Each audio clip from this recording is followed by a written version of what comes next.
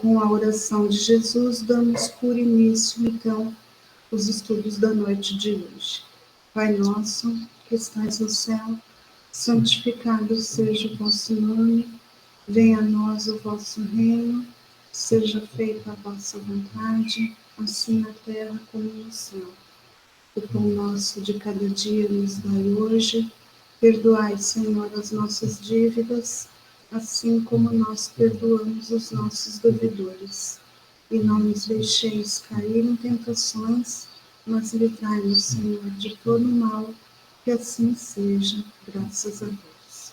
E nós vamos, antes da gente entrar no capítulo 16, na teoria da presciência, é importante a gente abrir um parênteses para vermos as 10 principais leis divinas, porque nós estamos falando a todo momento sobre lei divina, sobre as leis que existem, que são de nosso conhecimento, então é importante nós repassarmos essas mesmas leis.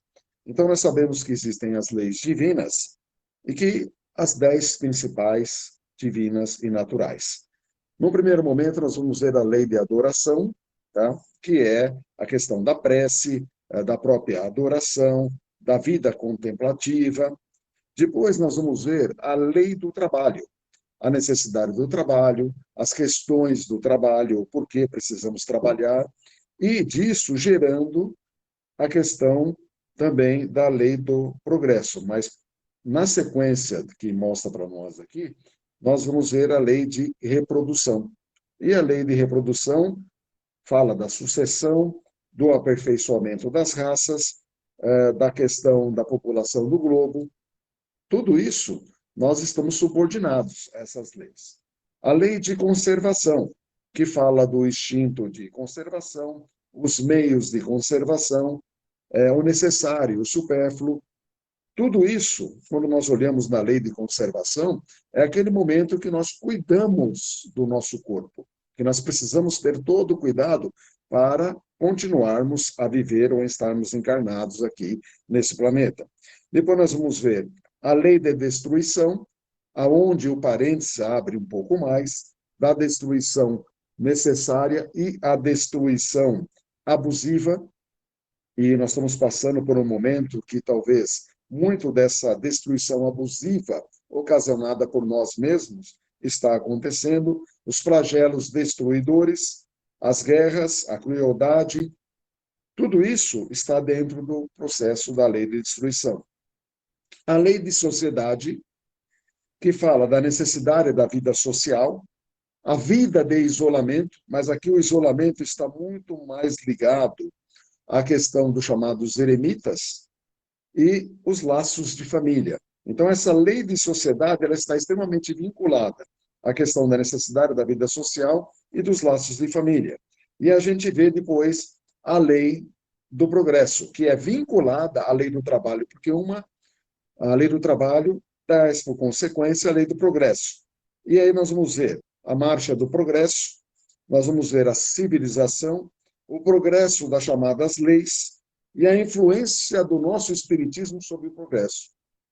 E aí nós vamos para a lei de igualdade, e dentro da lei de igualdade nós vamos ver a igualdade natural, a desigualdade das aptidões, as desigualdades sociais, as desigualdades das riquezas, a prova da riqueza e da miséria, a igualdade dos direitos do homem e da mulher, e da igualdade diante do túmulo. Então, essa lei de igualdade é uma lei perfeita, pois é proveniente de uma lei natural, lei divina. A lei de liberdade, que ocasiona o nosso livre-arbítrio. Aí nós vamos ver a liberdade natural, nós temos episódios de escravatura ou escravidão, a liberdade de pensar, a liberdade da consciência, o livre-arbítrio. Aí, quando se fala da fatalidade, o conhecimento do futuro é o que nós estamos estudando aqui na teoria da presciência. O resumo teórico da motivação das ações dos homens. Tudo isso é importante que nós estudemos e compreendamos, pois isso aqui está no Livro dos Espíritos e a gente pode pegar essas 10 principais leis e começarmos a estudar, nos aprofundarmos nela. E depois nós vamos ver a última lei e a mais importante, que é a nossa meta a ser atingida, que é a lei de justiça, amor e caridade, aonde vamos ver a justiça e os direitos naturais, o direito de propriedade, a caridade e o amor ao próximo, amor maternal e filial. É só uma pincelada em cima disso, para a gente poder ter um entendimento, porque a todo momento vem o assunto lei. A todo momento nós estamos falando sobre leis. Então é importante a gente ter esse sentido. Então, agora, lá no tópico número 4, se alguém quiser interromper, fazer alguma questão, a gente pode até falar, abrir um parênteses aqui. Então, tudo bem.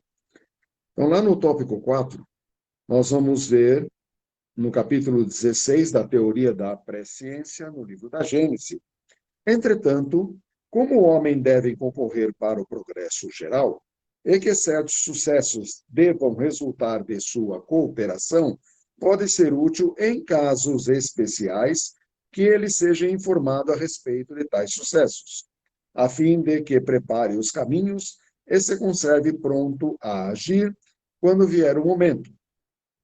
É por isso que Deus permite, por vezes, que uma ponta do véu seja levantada. Porém, será sempre com uma finalidade útil e jamais para satisfazer uma vã curiosidade. Então, nós vamos ver, nós, homens, concorrendo para o progresso em geral, aí nós vimos a lei do progresso, e vamos observar a própria espiritualidade, que ela não atende nenhum tipo de curiosidade ou coisas que sejam inúteis. E aí observamos que os bons espíritos, os espíritos que são aqueles que cuidam de todos nós, eles, na realidade, que dirigem o próprio momento aqui da nossa humanidade em termos de crescimento, ela vem e nos dá a condição, tá, de sabermos as coisas com uma utilidade e não com algo a nível de vã curiosidade. Tantas vezes tentaram transformar a nossa doutrina espírita em algo que fosse ligado à adivinhação, ao ocultismo, à busca através das cartas. Então, tudo isso não serve para nós. Então, a nossa doutrina espírita, quando nós lidamos com os espíritos de ordem superior, eles nos socorrem e nos atendem sempre no sentido de quê? De que algo tem que ser revelado a todos nós, mas com uma finalidade útil. Então, sempre se deixa aquela ponta do véu aberta para nós. A partir daí, portanto, essa missão não pode ser dada a todos os espíritos, pois entre esses há os que não conhecem melhor o futuro que os próprios homens, mas sim alguns suficientemente avançados para tal. Ora, é de notar que essas espécies de revelações são sempre feitas espontaneamente, e jamais, ou pelo menos raramente, em resposta a uma pergunta direta. Aqui também a gente tem que perceber que não é porque desencarnou, não é porque está no mundo dos espíritos, é que tem uma autoridade ou uma resposta pronta para todas as perguntas que podem vir a ser dirigidas e formuladas. Então, nós temos que ter cuidado com aquilo que recebemos da espiritualidade para saber se procede de um espírito de ordem superior e não atendendo às chamadas curiosidades ou à satisfação do nosso próprio ego, para que esses espíritos venham e se disponham da nossa vida. Então, a gente tem que tomar muito cuidado com isso, porque os espíritos, quando eles revelam alguma coisa para nós, e dentro dessa revelação, nós vamos ver que isso é feito espontaneamente, vem de um modo geral. Não vem para um, vem para 10, para 20, para o globo todo. Então, são ideias que os espíritos superiores colocam junto à população que existe no planeta Terra, dentre eles, alguns aptos a poder captar essas ideias, dentro de um nível de conhecimento e moralidade que vem e nos explica o que acontece com esse despertar do chamado futuro em algumas revelações de ordem espontânea. E aí nós vamos ver muito isso, principalmente nos exemplos que Chico Xavier nos deixou. Ele nos trouxe, principalmente, a questão da transição planetária, embora a transição planetária está dentro da própria obra doutrinária, através da Gênese, mas existe aquela situação chamada data limite, aonde no programa Pinga Fogo ele diz claramente a todos nós, isso naquilo que Emmanuel passou para ele, que se o homem passasse de julho de 2019, a partir daí, não ocorrendo a Terceira Guerra Mundial, a humanidade iria avançar muito largamente em todas as condições que possam vir trazer benefícios inúmeros a ela. Então, estamos atravessando um momento de transição, um momento em que não temos a guerra depois de julho de 2019 e que, nessa transição, estamos no limiar de buscarmos o ajuste para que, daqui a algumas décadas, o mundo de regeneração venha a se restabelecer. Então, isso que o Chico Xavier trouxe para nós através daquilo que chamam de data limite no programa Pinga Fogo.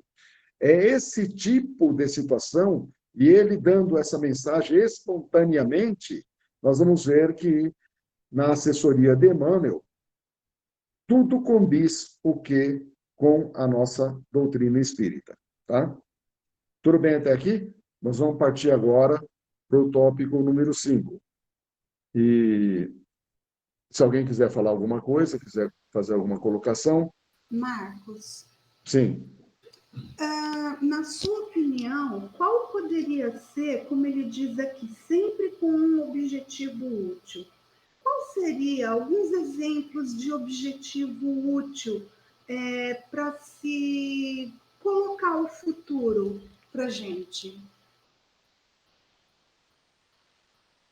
Nós podemos, talvez, usar um exemplo de uma mediunidade. Tá? Às vezes estamos lá no centro, estamos trabalhando, não sabemos muito bem o nosso caminho, estamos até iniciando o processo dentro do trabalho mediúnico, dentro do trabalho da casa, e, de repente, algum médium, ele recebe uma influência espiritual dos mentores da casa, e eles podem se dirigir àquele médium, dizendo àquele médium o seguinte: você tem uma tarefa a cumprir, e essa tarefa a cumprir, ela tem determinadas motivações.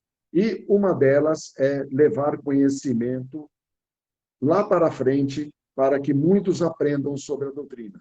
Enquanto isso, você vem e se prepara muito para poder levar isso adiante. A partir daí, são situações que são levadas para a relação do futuro, na qual você não está esperando naquele momento aquele tipo de levantar de véu sobre o seu futuro, e ele pode vir, depois de algumas décadas, a acontecer naquela realidade que foi colocada. Então, isso é algo útil. Então, uma informação que foi dada em caráter de incentivo para que haja uma devida preparação e dessa preparação você venha desempenhar a tarefa que lhe foi confiada. Isso é apenas um exemplo. Ô Marcos, neste caso, seria o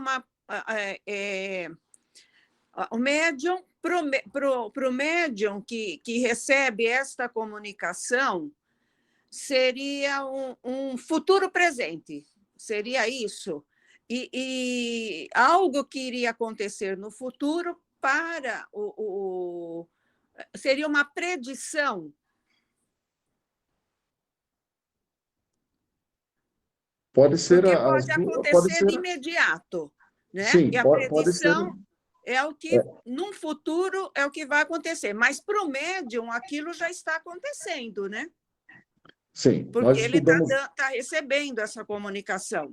Sim, nós para estudamos ele já é presente. Sim, nós estudamos lá no tópico 3, que É, falando que para os espíritos o tempo não existe. isso. Agora, Ah, quando o médium recebe esse tipo de inspiração, ele pode traduzir, de acordo com o entendimento dele, como se fosse algo presente ou algo futuro. Mas sempre está condicionada quando ele passa a mensagem. Se prepare, isso dá a condição de que algo virá para o futuro. Então, a própria forma de passar é sempre para o futuro. Então, é uma predição, uma presciência, é aquele momento em que o espírito ele vem e diz para o médium, se prepara que você tem uma função e às vezes você pode estar equivocado naquela função que você pensa que tem e na realidade é totalmente diferente. Só que há uma necessidade de um tempo para que o médium se prepare para poder desempenhar aquela função. Então, pode ser essas duas coisas que você acabou colocando. ah, tá. Tá bom. Entendi. Marcos, a mediunidade de premonição ou os sonhos premonitórios estão dentro dessa presciência?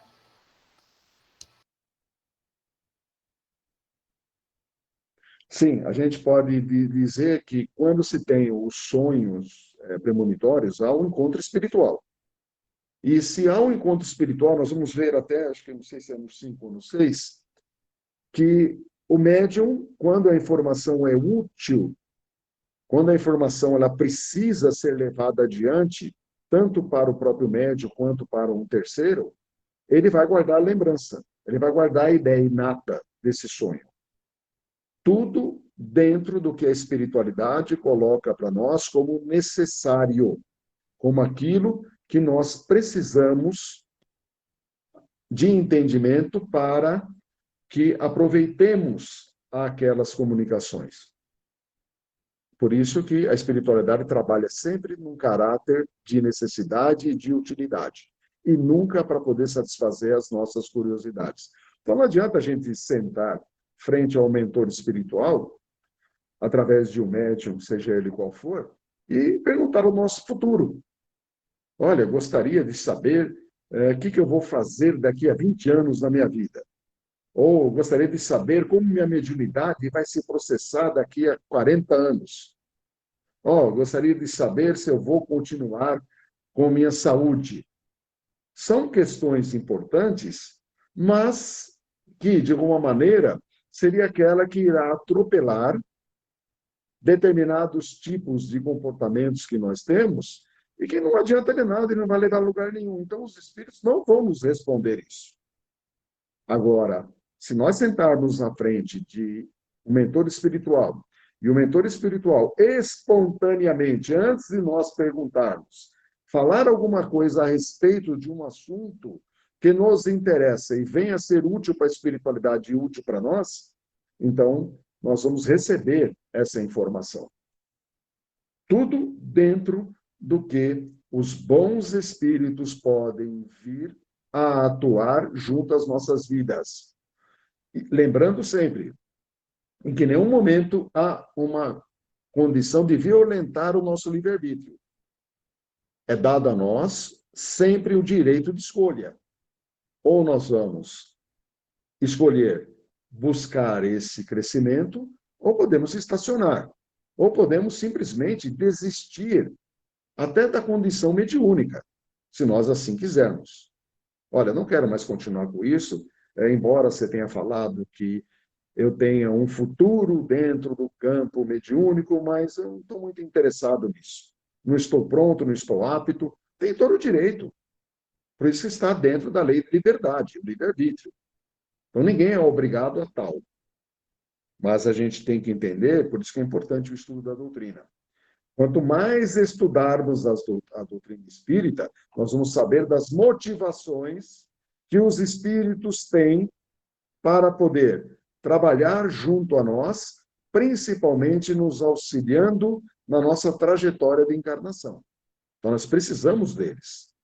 Então, a todo momento, eles estão aí para poder nos auxiliar. Então, nós temos que estar aí de coração aberto, procurar orar e vigiar de Jesus, procurar filtrar as informações que nós recebemos e fugirmos daquilo que pode vir a ser adivinhação, sensacionalismo maravilhoso, sobrenatural.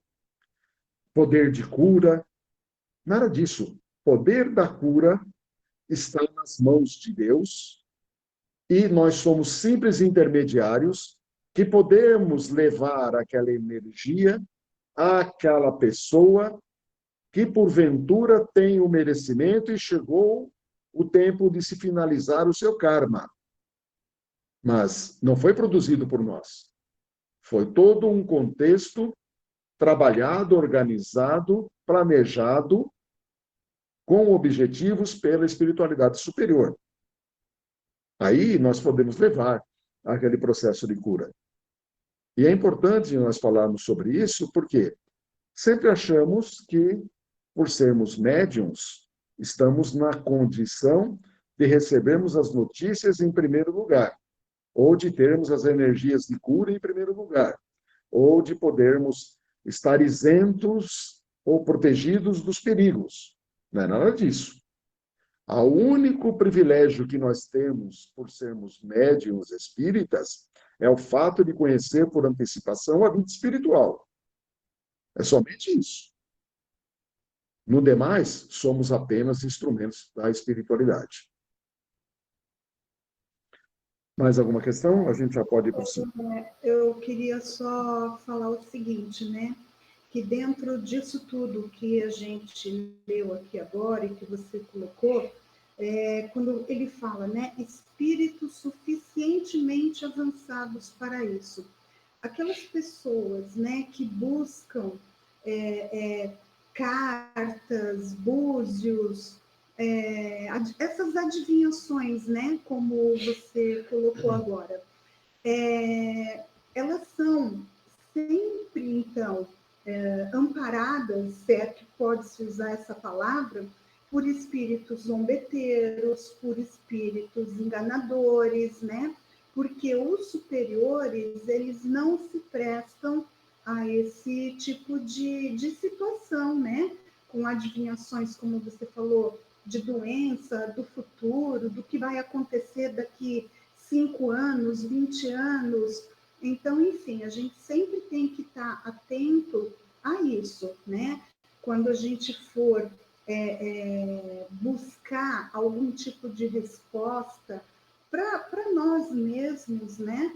Para nossa intimidade junto à espiritualidade superior, é saber que eles só vão nos colocar aquilo que tiver importância, né? Porque senão quem vai estar respondendo são espíritos de ordem inferior mesmo.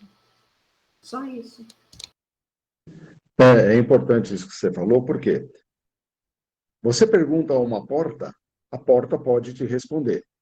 Então, a gente tem que ter o cuidado de não ficar aí perguntando para as portas, às vezes, questões que as portas vão responder, mas que, na realidade, são aqueles aproveitadores do momento em que, de uma forma ou de outra, irão satisfazer o nosso ego. E só satisfazer o ego, porque provavelmente aquilo não vai se realizar. Bom, ano 5. Esta missão pode igualmente ser entregue a certos homens. Eis de que maneira. Aquele a quem é confiado o cuidado de revelar uma coisa escondida pode receber a sua revelia, a inspiração dos espíritos que a conhecem. Então, ele a transmite maquinalmente, sem se aperceber do que o faz. Ademais, sabe-se que a alma se desprende e possui um grau maior ou menor as faculdades do espírito livre, seja durante o sono, seja no estado de vigília, nos êxtases da vista dupla. Se tratar de um espírito adiantado, se ele recebeu, como os profetas, uma missão especial para tal efeito, gozará nos momentos de emancipação da alma, a faculdade de abranger por si mesmo um período mais ou menos extenso e ver, como se fossem presentes, os acontecimentos desse período. Ele poderá, então, revelá-los no próprio instante ou conservar a memória quando acordar. Se tais acontecimentos devem permanecer em segredo, ele perderá a respectiva recordação, ou terá deles apenas uma vaga intuição, suficiente para o guiar instintivamente. Interessante isso, porque isso se assemelha muito à nossa própria reencarnação. Quando ele coloca aqui, ó, nós vamos ter uma vaga intuição, uma situação inata que vai nos guiar instintivamente. Então, isso aqui é algo muito parecido com o nosso planejamento reencarnatório, mas que responde à questão anterior sobre aquilo que os espíritos recebem quando estão dormindo, ou nós recebendo dos nossos mentores, dos espíritos superiores, que vêm nos revelar determinadas coisas. E que, quando há uma necessidade, nós podemos lembrar daquilo com muita força. Ou, se não podemos, aquilo entrará no esquecimento. Então, é bem claro isso, porque os espíritos vão sempre trabalhar na condição de nos proteger, nos preservar, e que, dentro dessa situação de preservar, eles também irão cuidar de tudo aquilo que está à nossa volta para que determinados tipos de informações não venham a afetar a nossa liberdade ou a capacidade de escolha. Por isso que há todo esse cuidado, há todo esse preparo, há toda essa inspiração que nós temos aí à nossa volta, a da qual nós devemos filtrar com todo cuidado, porque nós estamos estudando para isso, para poder saber lidar com as informações que nós recebemos da espiritualidade o tempo todo. Como nós recebemos informações a todo o momento do meio material, ou meio televisivo, meio da internet, meio do rádio, não importa, nós recebemos igualmente ou em número maior da própria espiritualidade, seja ela superior ou seja ela inferior. Nós temos que aprender a filtrar. Quando nós não gostamos de determinado programa de televisão, nós vamos lá e mudamos o canal. Quando temos um determinado momento em que nós gostamos de algum assunto, nós permanecemos naquele canal, ouvindo e procurando entender aquilo que está sendo passado para nós. E ali nós vamos ter que ter a capacidade de filtrar, que também a gente não pode aceitar tudo de uma maneira que venha a ser aberta e como se fosse única e exclusivamente verdade. Tudo nós temos que colocar à prova da lógica e da razão. Então, o crivo da lógica é importantíssimo para nós, em todos os sentidos.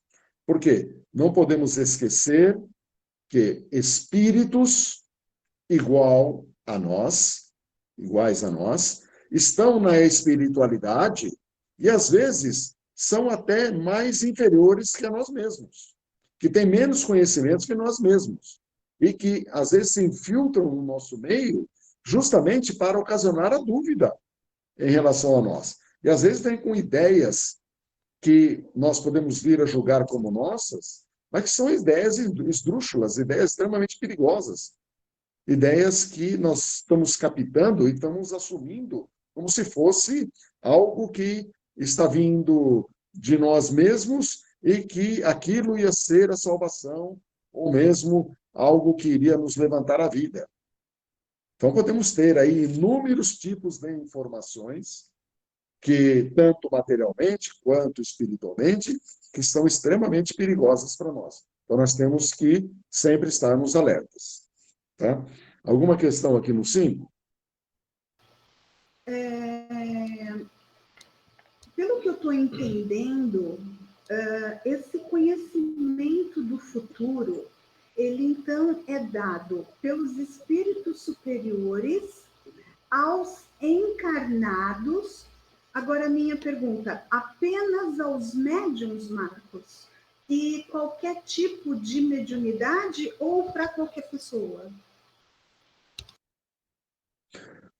Aqui ele está fazendo uma referência a qualquer pessoa, tá? Então, não está dizendo médium aqui.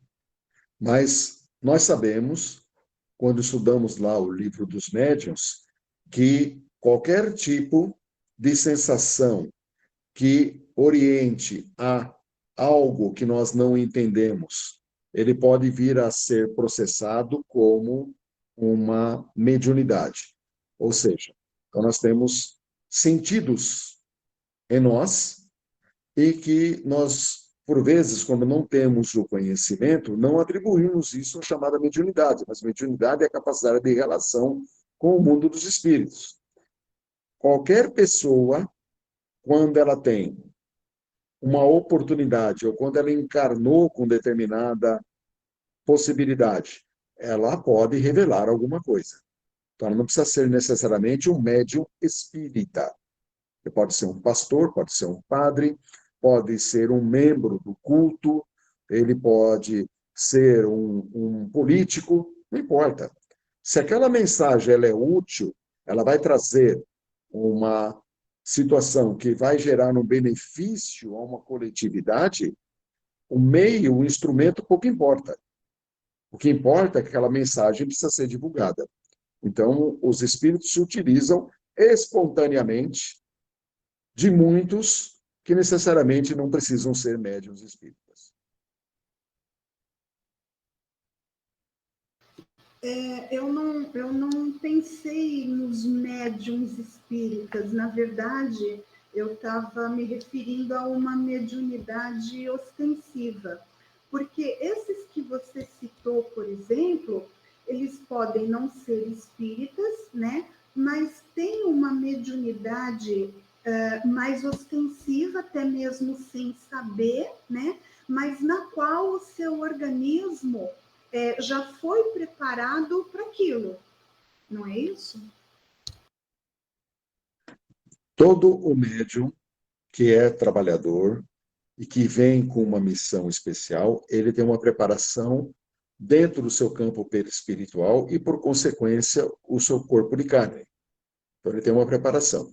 Nas situações esporádicas, quando a pessoa ela porta uma mediunidade, ela tem uma boa intuição, ela tem uma boa capacidade de receber inspirações, ela trabalha como um médium chamado inconsciente, porque não tem a noção de que é um médium, tem a devida preparação para determinado tipo de recepção, mas não necessariamente uma preparação para poder trabalhar dentro da lida espírita ou da lida mediúnica. E essa preparação, dentro dessa condição esporádica, ela acontece em alguns momentos, mas ela tem a preparação, precisa de ter esse canal. Mas esse canal, normalmente, é aquela situação em que a pessoa, já por muitas e muitas existências, ela adquire, e aquilo é um direito dela, mesmo não trabalhando na seara espírita.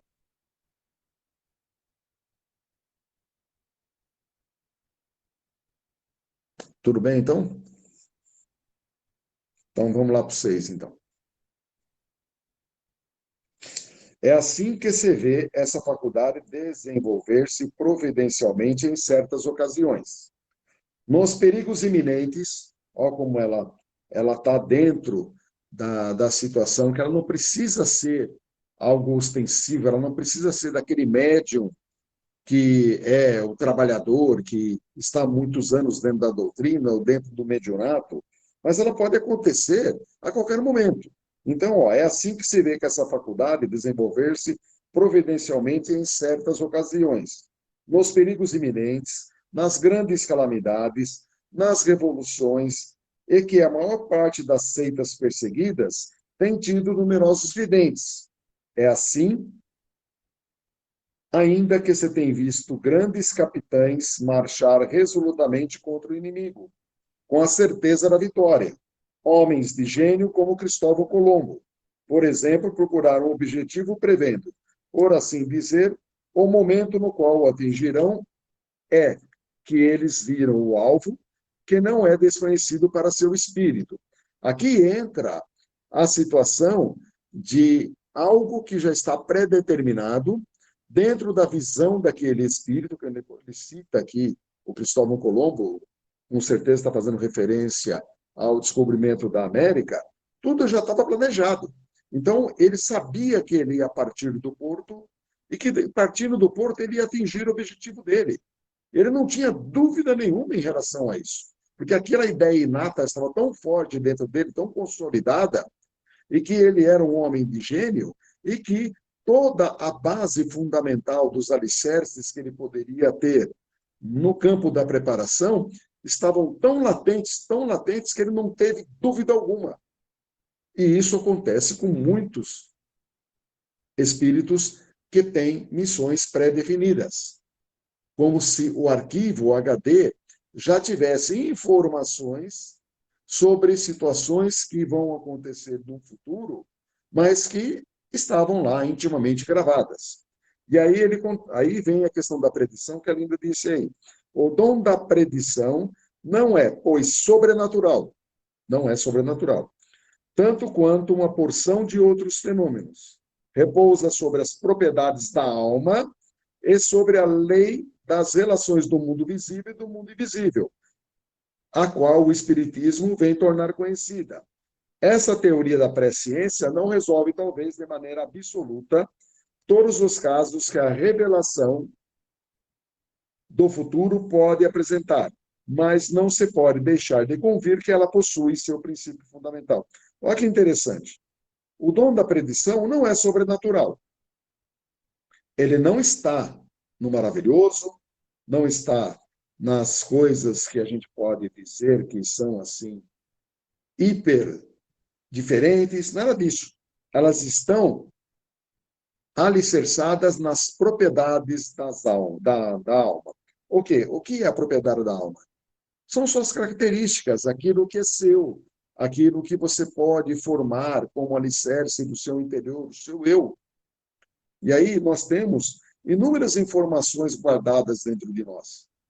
Não sabemos, às vezes, o quanto é vasto esse número de informações. E, às vezes, estão em estado tão latente e tão adormecidas, tão ali no fundo do nosso eu, que nós não temos condição de acessar. Mas elas estão ali, são nossas. Por isso que ele fala sobre as propriedades da alma. E fala agora sobre a mediunidade da lei de relação do mundo visível e do mundo invisível.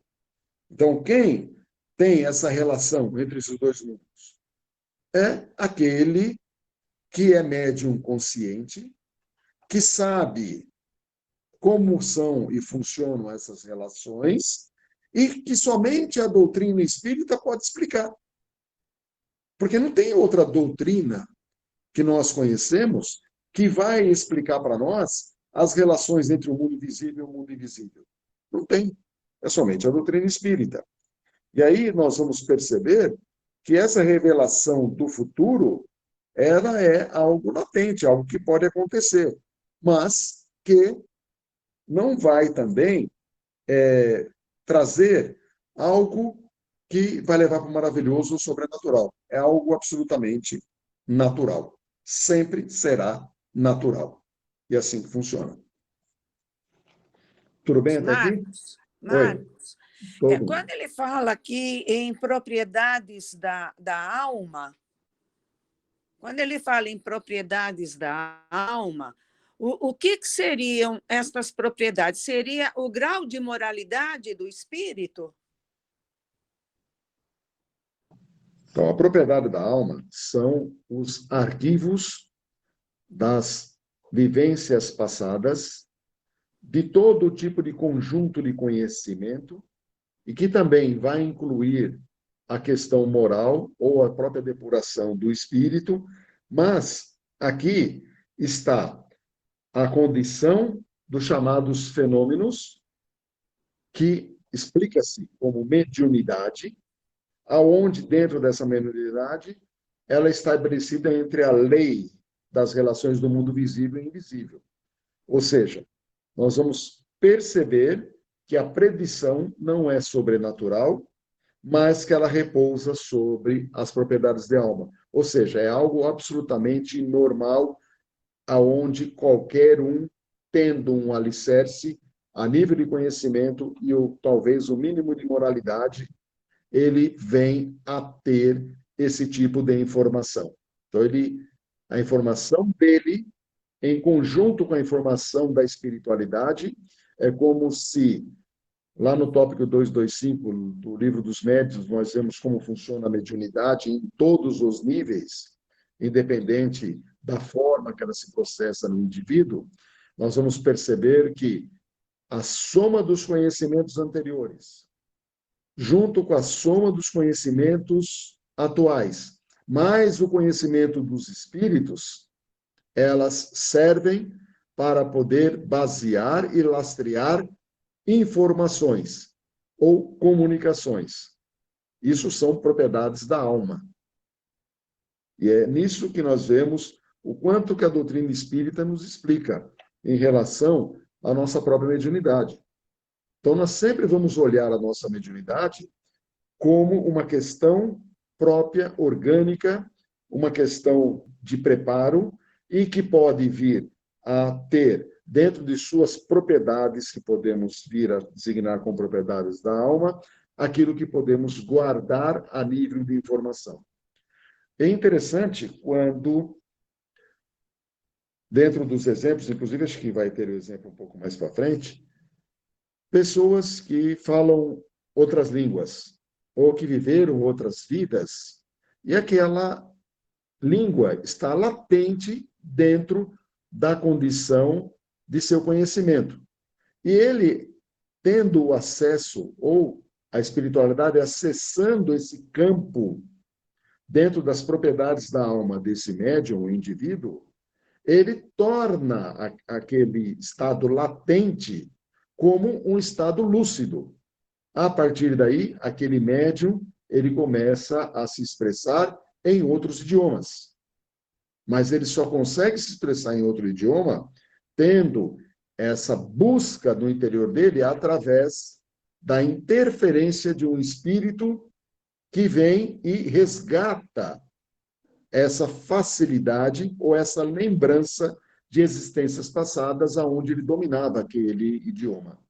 Então, isso não só no idioma, como até em conhecimentos.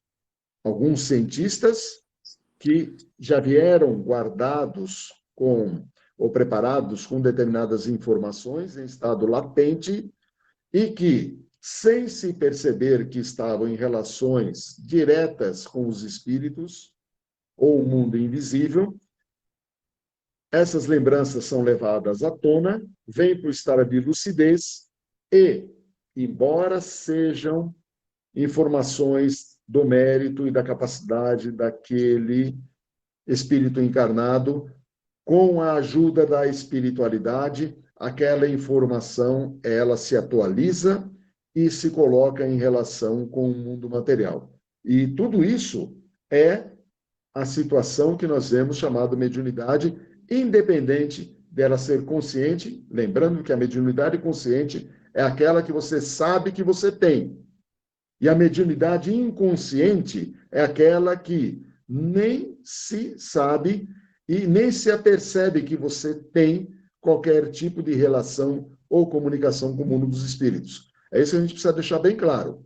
Mediunidade inconsciente não é aquela que o médium recebe o espírito e esquece tudo. Tudo isso está no campo do maravilhoso e sobrenatural. O que nós temos aqui é a nossa mediunidade como espíritas, mediunidade consciente. E não é a mediunidade consciente de saber o que nós estamos falando. São separadas em duas. E a gente tem que sempre ter esse alerta em nós. Vamos pensar aí que nós vamos ser mecânicos, ou vamos ser, ou apagarmos para outro espírito tomar o nosso corpo para que determinado tipo de tarefa venha acontecer, porque a espiritualidade, ela trabalha sempre com as condições que vão promover o nosso progresso e vão dar utilidade à nossa mediunidade. E na utilidade da nossa mediunidade, nós temos que aprender com ela. Não podemos ser simplesmente máquinas ou robôs na mão dos espíritos. Então, não justifica o mundo espiritual superior fazendo do homem um robô ou uma marionete para que determinados espíritos venham a se utilizar do seu corpo.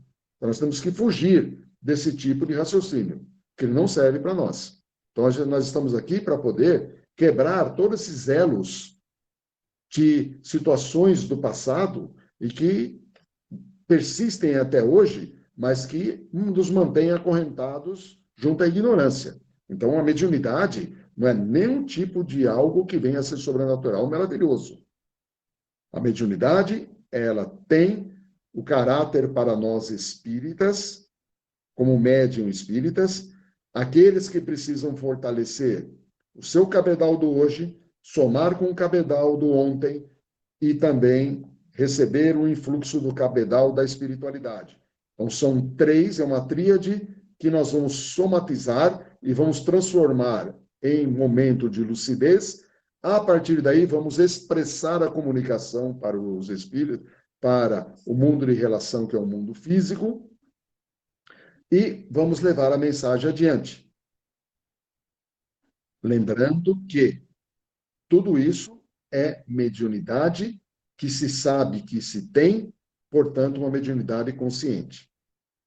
Em nenhum momento ela é inconsciente, porque nós sabemos que nós temos mediunidade e nós sabemos que nós trabalhamos com um mundo invisível. Então, nós estamos perfeitamente aptos a passar as mensagens, desde que, de novo, nós tenhamos os cabedais necessários para isso. E aí entra um outro ponto. Quanto mais moralizados nós formos, melhor se torna o contato com os espíritos de ordem superior, que vêm nos trazer conhecimentos muito mais morais para que a gente leve adiante. Então, precisamos também dessa mudança interior. Então, a mediunidade, em nenhum momento, ela vai ser algo maquinal em nós. Em nenhum momento. Ela precisa sempre ser e ter uma finalidade útil. Tá? Alguém quer falar alguma coisa? Eu quero. Você falou, né, do médium que utiliza um idioma que ele traz de conhecimentos anteriores, né?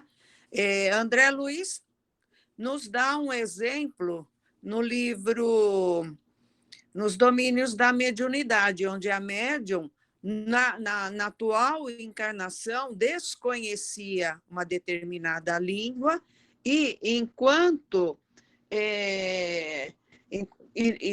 num desenvolvimento, numa prática, né, utilizando a mediunidade dela, ela buscava na memória dela esse conhecimento anterior dessa língua e trazia a informação que ela desejava.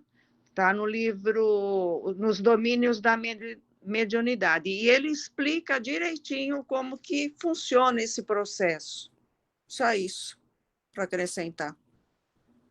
Eu só queria ver se eu entendi direito o que você falou que é as propriedades da alma. Então, eu entendi que as propriedades da alma seria, então, o conjunto de conhecimentos adquiridos durante a vida espiritual. São as capacidades que a alma possui e que ela conservou, que ela adquiriu durante toda a vida espiritual dela. É isso, tá certo?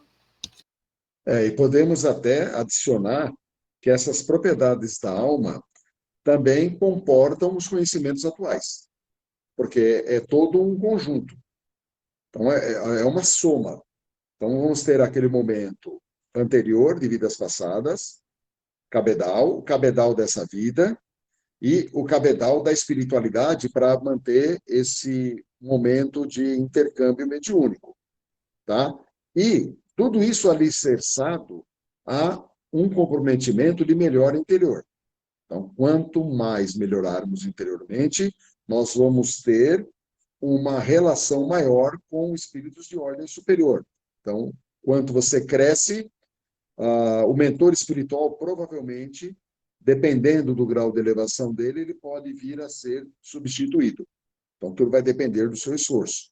Então, ele sai daquele momento que está com você, vai para um momento com outro médium que talvez no seu início está no mesmo estágio, então ele prepara outro e vem outro que dá sequência ao trabalho dele.